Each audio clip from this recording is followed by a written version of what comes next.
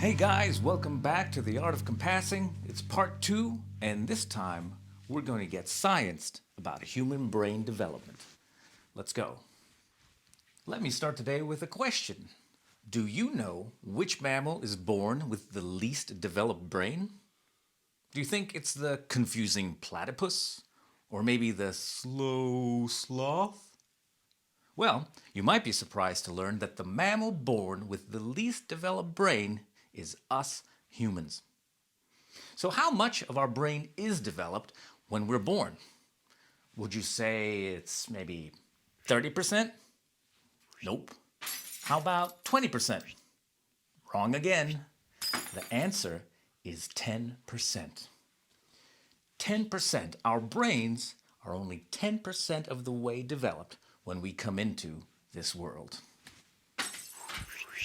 So, now you may be asking yourself, why are we, the supposedly smartest creatures on the planet, born with the least developed brains as compared to all other mammals? Simple, really. There are two key measurements that determine the maximum amount of time offspring can spend growing inside of their mother. The first measurement has to do with the width of the hips.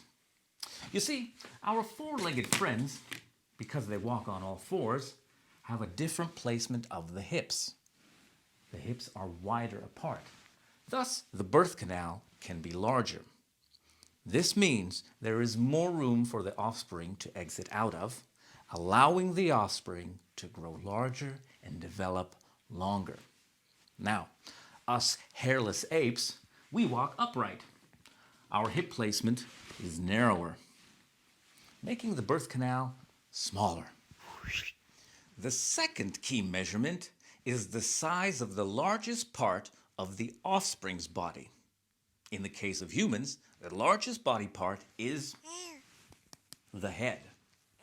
The combination of these two measurements dictates what the latest point in time that the offspring must exit is. So, for humans, 9 months is the point when these two measurements converge and Mother Nature has to step in and say, all right, buddy, it's time. You got to move out because otherwise you're not going to fit through the door. And the baby might be like, yeah, but I'm not done baking yet. And Mother Nature's like, my hands are tied. Sorry, you got to go. And that is why us Homo sapiens are granted less time for growth and development than is given to other mammals. And, of course, in the role of Mother Nature, Mother Gaia. Marek. Now, why is this so important? Well, because if we are born with only 10% of our brain developed, that means the rest of our brain develops outside of our lovely mamas. And based on the findings that you can look up for yourself in the 2012 Journal of Pediatrics, the doctors and scientists at the Harvard Center of the Developing Child have concluded that the brain develops based on the environment it is in. That means the environment each and every person grows up in forms the brain. And that is especially important to know because in the first 3 years of our life, up to 1 billion new neural connections are made each second.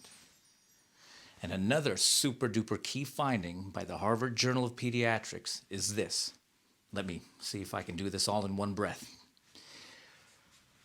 Growing evidence demonstrates that social and physical environments that threaten human development because of scarcity, stress, and instability can lead to short-term physical and physiological adjustments that are necessary for immediate survival and adaptation, but may come at a significant cost to long-term outcomes in learning behavior, health, and longevity. Nailed it. So, if I were to simplify the quote I just read and put it into context with everything else we have learned so far in today's video, the big picture would sound something like this. The overwhelming majority of our brain development happens after birth, and our brains develop based on its surrounding and environment.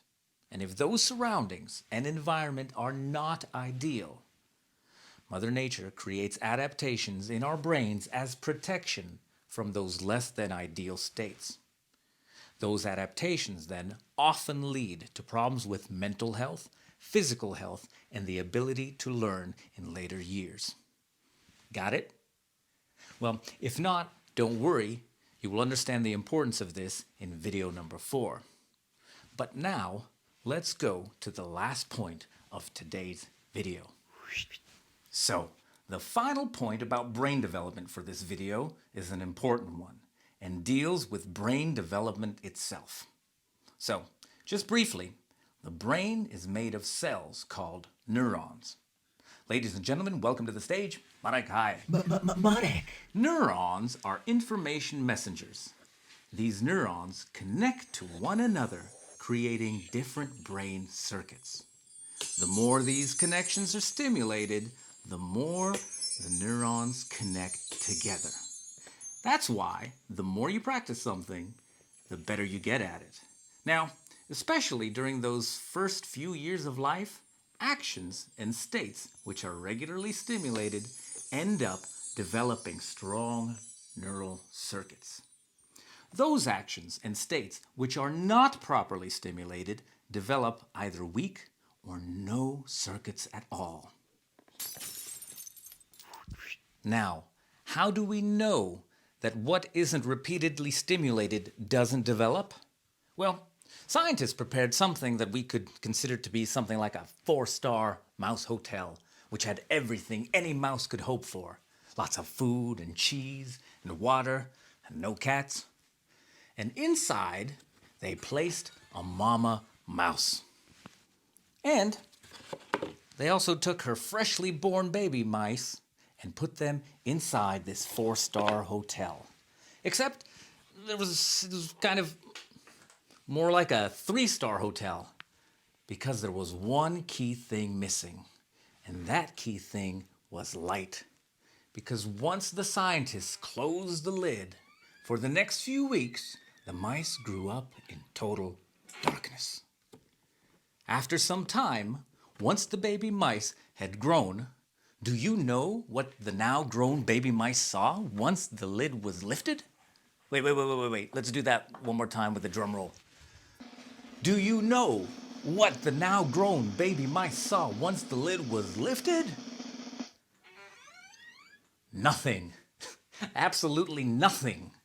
Because with no light stimulating their eyes during those formative weeks of growth and brain development, the brain circuits responsible for processing sight remained unstimulated.